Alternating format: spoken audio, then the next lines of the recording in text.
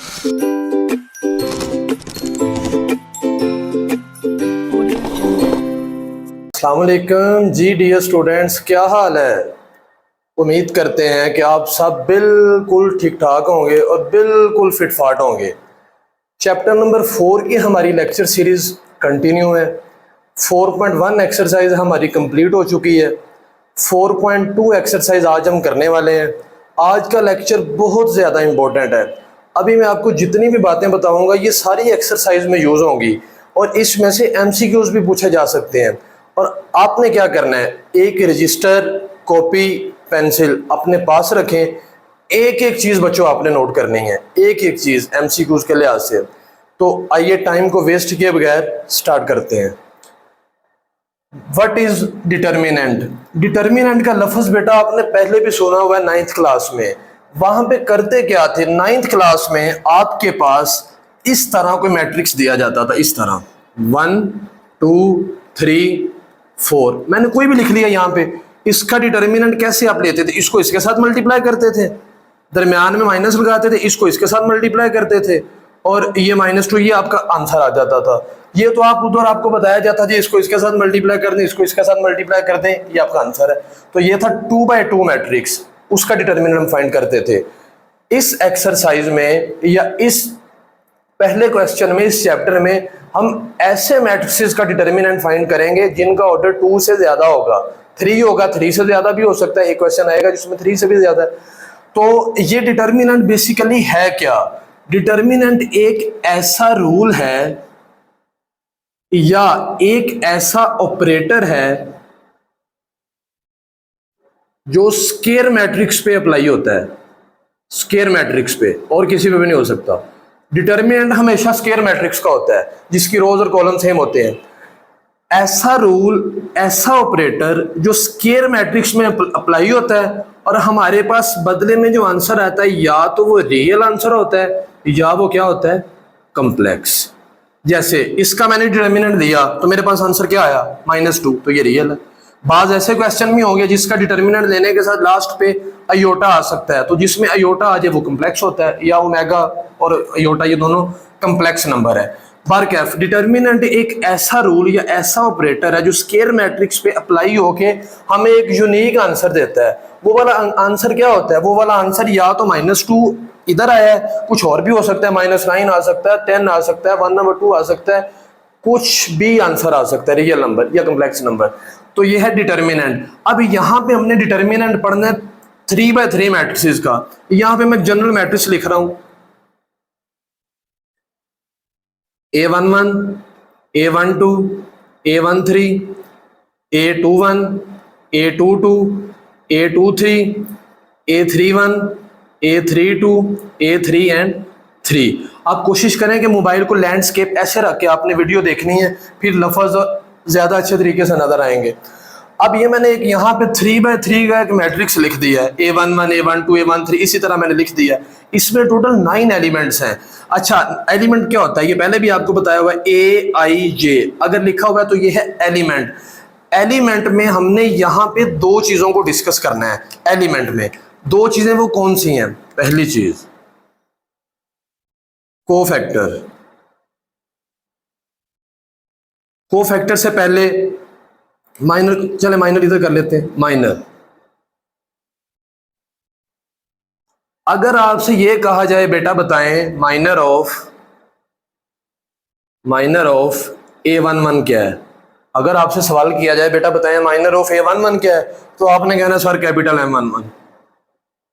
अगर आपसे ये कहा जाए बेटा बताएं माइनर ऑफ A31 क्या है, तो आपने कहना सर कैपिटल M31। अगर आपसे ये कहा जाए बेटा बताएं माइनर ऑफ AIJ क्या है, तो आपने कहना सर कैपिटल MIJ। तो माइनर को M से डिनोट करते हैं, ठीक है जी। कोफैक्टर पे आते हैं। अगर आपसे ये कहा जाए बेटा बताएं कोफैक्टर ऑफ A12 क्या है, तो आपने कहना सर कैपिटल A12। और अगर आपसे ये कहा जाए बताएं कोफैक्टर ऑफ A32 क्या है, तो आपने कहना सर कैपिटल A32। और अगर आपसे ये कहा जाए बताएं कोफैक्टर ऑफ AIJ क्या है, तो आपने कहना सर कैपिटल AIJ। जे। मतलब क्या है कि माइनर को m से डिनोट करते हैं और को फैक्टर को कैपिटल A से। शाबाश। अब को फैक्टर का एक फार्मूला है जो आपको एमसीक्यूज में भी पूछा जा सकता है, वो फार्मूला अभी हम यूज भी करेंगे। AIJ फाइंड करना हो तो ये फार्मूला होता है -1 की power I plus J MIJ। आई और जे का क्या मतलब होता है ये हमने पिछले लेक्चर्स में भी डिस्कस किया है। आई का मतलब होता है रोज और जे का क्या मतलब होता है कॉलम्स।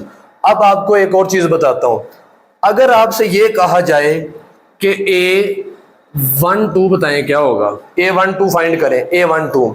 अच्छा इससे पहले एक और चीज, अगर आपसे ये कहा जाए कि M11 क्या है, इसका M11 निकालें। M11 का क्या मतलब होता है?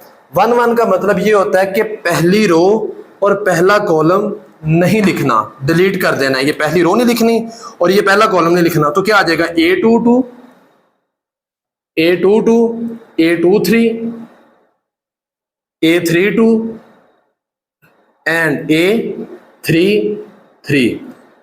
जी बेटा, अगर आपसे ये कहा जाए बताएं M23 क्या है, M23, तो M23 का बेटा मतलब ये है -23। 2 का क्या मतलब होता है, ये सेकंड वाली रो नहीं लिखनी, डिलीट कर देनी है, और थर्ड वाला कॉलम नहीं लिखना। जब ये वाली रो नहीं लिखेंगे, ये वाला कॉलम नहीं लिखेंगे, तो क्या आ जाएगा A11, A12, A11, A12, A31 and A32। इसकी बेटा समझ लगी होगी। इसी तरह अगर आपसे ये कहा जाए कि M33 फाइंड करें, तो 33 का मतलब होता है कि थर्ड वाली रो नहीं लिखनी और थर्ड वाला कॉलम नहीं लिखना। ये माइनर का मतलब ये है। अब हम को फैक्टर के फार्मूले की बात करते हैं। को फैक्टर का फार्मूला मैं यहाँ पे ना दोबारा लिख रहा हूँ, AIJ is equal to -1 power I plus J MIJ। इसको जरा जल्दी से याद करें, ये भी यूज होगा। AIJ, मैं कहता हूं बेटा बताएं A12 किसके इक्वल है, A12। तो A12 किसके इक्वल है? आपने कहना सर -1 की पावर 1 प्लस 2 हो जाएगी, क्योंकि I1 के इक्वल है, J2 के इक्वल है। इधर क्या आ जाएगा M12, इधर क्या आ जाएगा जी -1 की पावर 3, M12 -1 की पावर 3 हो तो माइनस आता है, तो M12। तो A12 किसके इक्वल आया है, M12 के। अब अगर आपसे यहीं पे मैं कहता हूं कि बेटा बताएं A22 किसके इक्वल है, तो आप कहेंगे sir -1 power 2 plus 2 M22। A22 किसके इक्वल है, -1 पावर 4 M22। अब -1 की पावर में अगर इवन नंबर आ जाए 4 तो माइनस नहीं आता, तो ये M22 आ जाएगा, A22। एक और बताता हूं, उसके बाद हम एक फाइनल रिजल्ट निकालते हैं। A12 किसके इक्वल है, M12 के। A22 किसके इक्वल है, M22 के। अब मैं आपसे कहता हूं बेटा बताएं A32 किसके इक्वल है, तो आप कहेंगे सर -1 पावर 3 प्लस 2 M32। तो -1 की पावर क्या हो जाएगी, -1 की पावर 5 M32। तो इधर क्या आ जाएगा जी -M32, माइनस आएगा। माइनस क्यों आएगा, क्योंकि आपके पास जो पावर है वो यहाँ पे ऑड नंबर है। ये जो मैंने 3 सर्कल किए हुए हैं, इन तीनों को अगर आप गौर से देखें, बहुत ही इंटरेस्टिंग बात बताने लगा हूं। A12 किसके इक्वल है, M12 के, माइनस के भी बात नहीं कर रहा, M12 के। A22 किसके इक्वल है, M22 के। A32 किसके इक्वल है, M32 के। अब किसी के साथ माइनस आता है, किसी के साथ नहीं आता। माइनस किन के साथ आता है, इधर अगर आप देखें 1 और 2 लिखा हुआ, 1 में 2 को प्लस करें तो 3 बनता है। 3 एक ओड नंबर है। अगर रोज और कॉलम को प्लस करने से ओड नंबर आए तो माइनस आएगा। अगर रोज और कॉलम को प्लस करने से इवन नंबर आए तो माइनस नहीं आएगा। अब यहीं से मैं आपको एक एमसीक्यू पूछने लगा हूं। अगर मैं कहूं कि बेटा बताओ A23 किसके इक्वल है, A23, तो आप कहेंगे सर M23 तो आना ही आना है। M23 तो के इक्वल तो होता ही होता है। 2 और 3 को प्लस करने से 5 बनता है, तो माइनस भी आएगा। शाबाश। अब अगर यहीं से मैं कहूं बेटा बताएं A44 किसके इक्वल है, A44, तो आपने कहना सर M44 तो है ही है, M44 तो है ही है। लेकिन 4 में 4 को प्लस करें तो क्या आएगा, 8 एक इवन नंबर है, तो यहां पे माइनस नहीं आएगा। ठीक है डियर स्टूडेंट्स, उम्मीद है कि यहाँ तक जितनी भी बातें डिस्कस की हैं वो आपको समझ लग चुकी होंगी। अब हम ये चेक करते हैं कि डिटर्मिनेंट फाइंड करने का फार्मूला क्या है। तो इसको जल्दी से स्क्रीनशॉट ले लें या इसको नोट कर लें। मैं नीचे यहाँ पे आपको बताने लगा हूँ कि इसका डिटर्मिनेंट कैसे फाइंड करते हैं। 2/2 का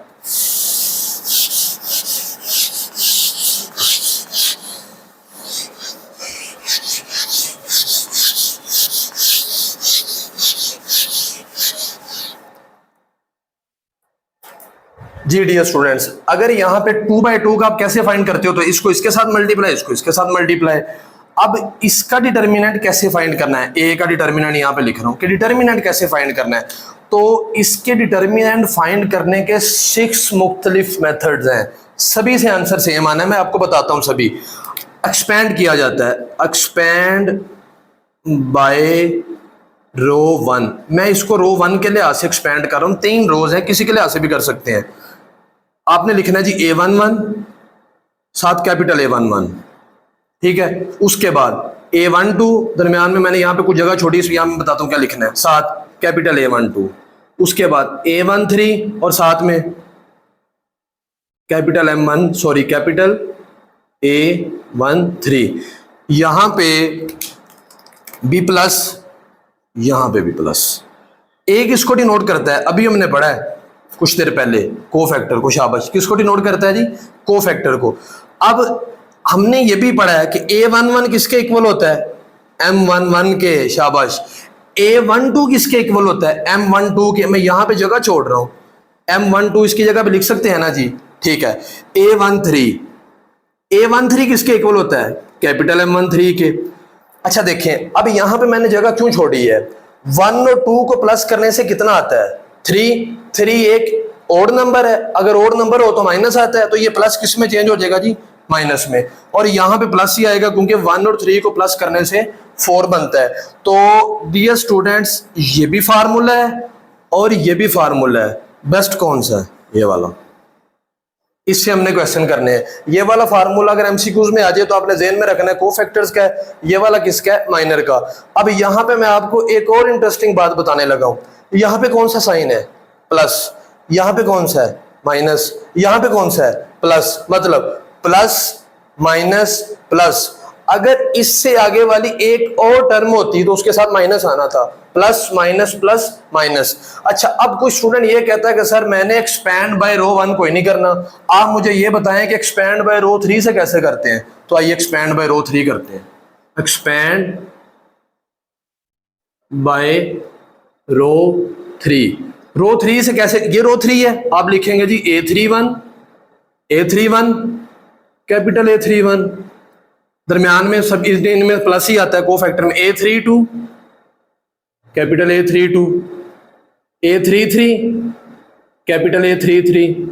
तो ये हम एक्सपैंड बाय रो 3 कर रहे हैं, तो यहाँ पे A31 की जगह पे लिख सकते हैं M31। ओके शाबाश। इसकी जगह पे क्या लिख लेंगे, कैपिटल M32। इसकी जगह पे क्या लिख लेंगे, कैपिटल M33। अब यहाँ पे माइनस आएगा क्योंकि 3 को 2 में प्लस करने से 5 बनता है, यहाँ पे प्लस ही आएगा। तो यहाँ तक उम्मीद है आपको समझ लगी होगी। चल एक और देख लेते हैं। अब कोई स्टूडेंट एक और कहता है कि सर जी मैंने रो से कोई नहीं करना, आप मुझे किसी कॉलम से समझाएं। तो 3 कॉलम है, कॉलम 1, कॉलम 2, कॉलम 3। वो कहता है सर मैंने एक्सपैंड बाय कॉलम 2 करना है, तो आइए कॉलम 2 से करते हैं। Expand by column 2। तो कॉलम 2 ये वाला है, ये कॉलम 2 है ना जी, ये वाला। तो इधर आप क्या लिखेंगे, A12 A12, A22 A22, A32 capital A, दरमियान में सभी के प्लस ही आता है कोफैक्टर में। अच्छा, अब इसको माइनर में चेंज करना है, कोर से जरा बात समझनी है ये वाली। A12 इसकी जगह पे क्या आ जाएगा, कैपिटल M12।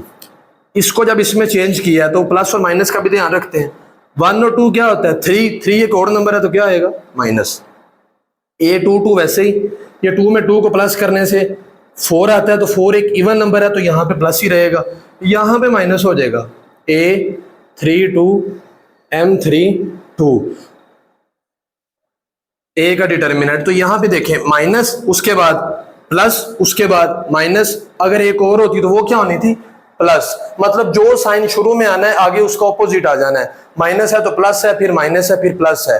अब मैंने ये 3 मुख्तलिफ मेथड से आपको बता दिया है। अब अगर कोई स्टूडेंट ये कहता है जी मैंने कॉलम 2 से नहीं करना, कॉलम 1 से करना है, तो भाई वो खुद ही करेगा। 3 मैंने बता दी है, ठीक है जी। अब अगर इन सारी चीजों की समझ लग गई है तो हम एक्सरसाइज की तरफ मूव करते हैं। एक्सरसाइज 4.2 का पहला क्वेश्चन करते हैं। आप अभी क्या करें, ये वाला जो फार्मूला एक्सपैंड बाय रो 1 का, इसको रिवाइज करें जरा 2 मिनट लगा के। उसके बाद हम करते हैं 4.2 एक्सरसाइज का क्वेश्चन नंबर 1। डियर स्टूडेंट्स, आपने फार्मूला रिवाइज कर लिया होगा, वो तमाम बातें नोट कर ली हैं जो हमने अभी पढ़ी हैं। अब हम वो फार्मूला इस क्वेश्चन में यूज करते हैं। लिखा हुआ है कि इसका डिटर्मिनेंट फाइंड करें। आप लिखेंगे एक्सपैंड बाय रो 1।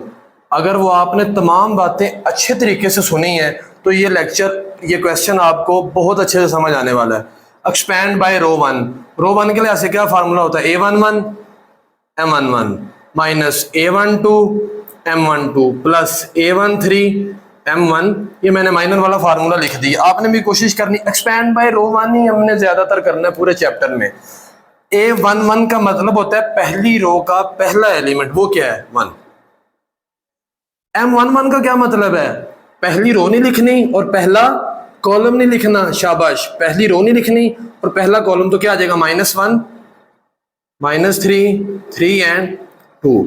उसके बाद ये माइनस का साइन आएगा। यहां से बच्चों जरा ध्यान से, a12 का क्या मतलब होता है, पहली रो का सेकंड वाला एलिमेंट, तो वो -2 है, तो ये -2 आ जाएगा।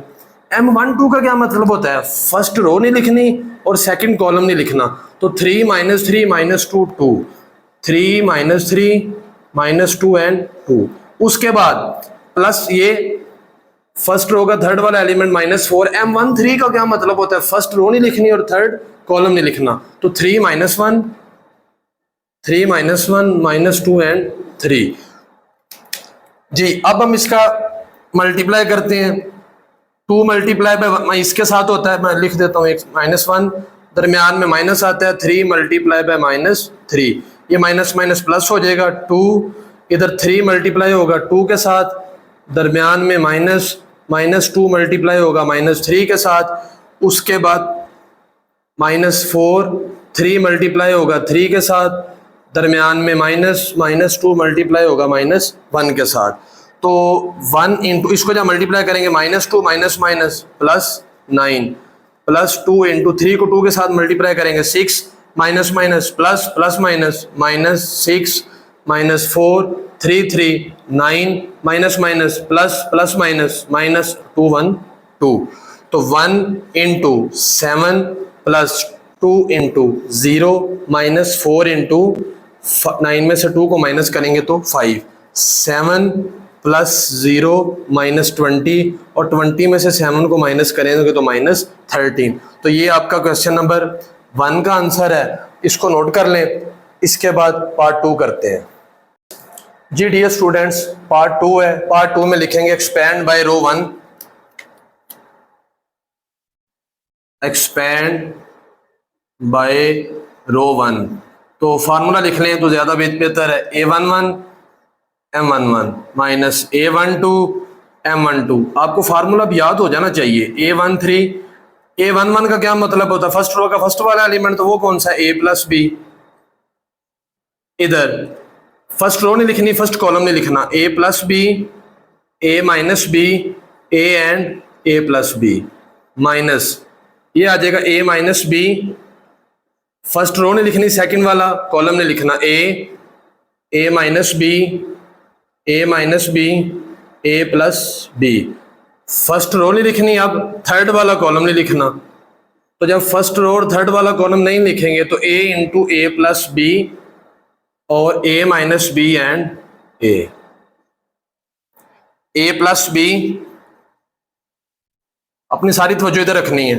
a प्लस बी और a प्लस बी जब मल्टीप्लाई होंगे तो a प्लस बी का क्या हो जाएगा, स्केयर, दरमियान में माइनस, ये a किसके साथ मल्टीप्लाई होगा, a माइनस बी के साथ। उसके बाद माइनस a माइनस बी, ये a जब इसके साथ मल्टीप्लाई होगा तो a into a plus b minus, ये a माइनस बी और a माइनस बी का स्केयर प्लस a ए जब ए के साथ मल्टीप्लाई होगा तो ए स्केयर माइनस ये जब इसके साथ मल्टीप्लाई होगा तो ये ए स्केयर माइनस बी स्केयर वाला फार्मूला है, ब्रैकेट लगा के आगे वो लिख देंगे। मल्टीप्लाई मैंने यहीं पे ही कर दिया है।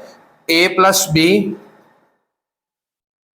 इसका फार्मूला ओपन करेंगे, क्या होता है a square plus b square plus 2ab minus इसको मल्टीप्लाई करेंगे a square minus minus plus a b, इधर minus a minus b, a जब ए के साथ मल्टीप्लाई होगा तो a square plus a b minus है तो ब्रैकेट लाजमी लगानी है, ब्रैकेट लगानी नहीं बोलनी।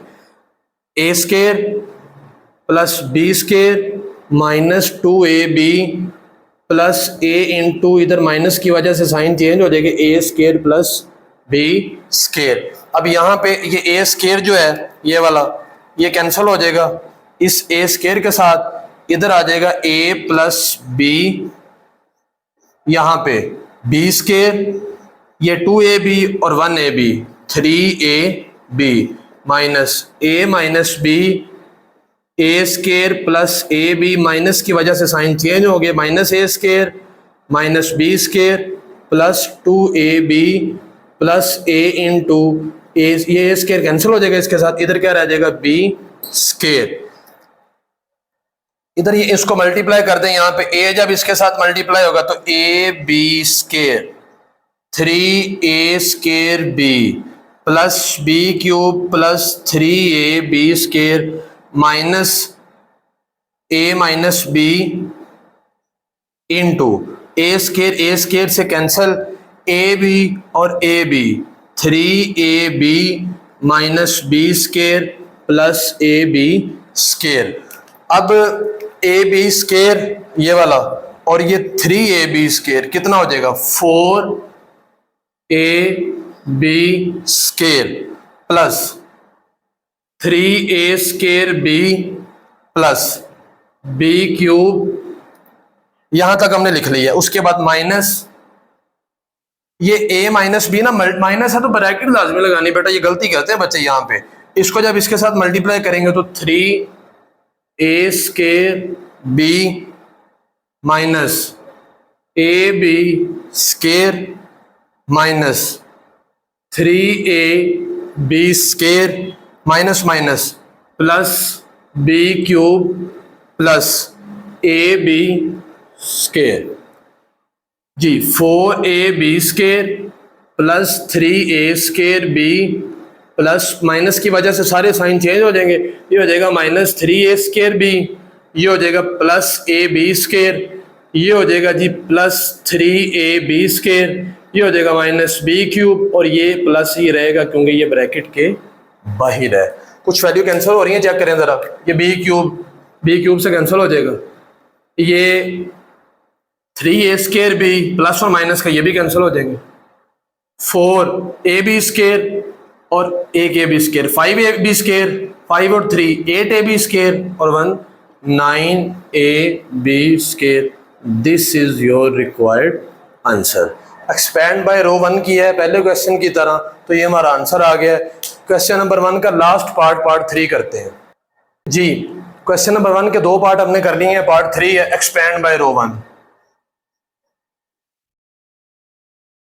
एक्सपैंड बाय रो 1 तो फार्मूला क्या है, a11 m11 minus a12 m12 plus a13 m13। a11 किसके इक्वल है 2x के, m11 का क्या मतलब है अब तो पता चल जाना चाहिए। फर्स्ट रो नहीं लिखनी और फर्स्ट कॉलम नहीं लिखना। जब फर्स्ट रो और फर्स्ट कॉलम नहीं लिखेंगे तो 2y y z 2z minus x, first row और सेकंड वाला कॉलम नहीं लिखना, y z 2z, उसके बाद प्लस x, फर्स्ट रो और थर्ड वाला कॉलम नहीं लिखना, y 2y z and expand by row 1 करने का मतलब ये है कि रो 1 फिक्स हो चुकी है 2x जी, 2z और ये मल्टीप्लाई जब होगा 2 को 2 के साथ मल्टीप्लाई करेंगे तो 4yz और जब ये इसके साथ मल्टीप्लाई होगा तो y। अच्छा एक चीज का और ध्यान रखना है, बी केयरफुल, जब भी डिटर्मिनेंट में मल्टीप्लाई करना है तो पहले इनको करना है। उनको भी कर सकते हैं लेकिन फिर वो साइन चेंज करने पड़ते हैं, लेकिन पहले इनको करना है। अगर वैसे आप करेंगे तो गलत हो जाएगा। 4yz minus yz minus x, इधर मल्टीप्लीकेशन करते हैं किस तरह, ये 2z जब इसके साथ मल्टीप्लाई होगा तो 2yz minus yz plus x yz minus 2yz। जी यहाँ पे 2x, 4yz में से एक yz माइनस करें तो 3yz माइनस एक्स, 2yz में से yz माइनस करें तो yz प्लस एक्स, 2yz में से yz को माइनस करें तो माइनस yz। तो यहाँ पे 3 को 2 के साथ मल्टीप्लाई करें तो 6xyz minus x yz minus x yz, तो आपका आंसर आ जाएगा 4xyz।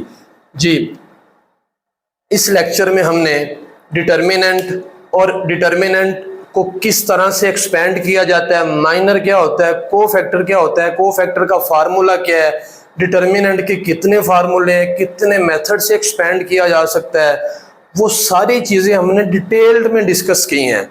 तो उम्मीद करता हूँ आपको ये वाला लेक्चर बहुत अच्छे से समझ आया होगा।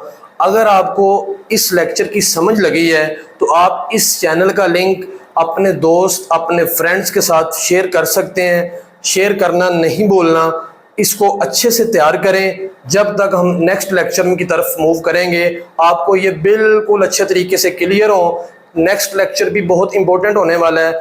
इस उम्मीद के साथ, इस तवक्को के साथ मुझे इजाज़त दीजिए कि अल्लाह ताला आपको कामयाब करे। अगर ज़िंदगी रही तो इंशाल्लाह इसी चैनल पर दोबारा मुलाकात होगी।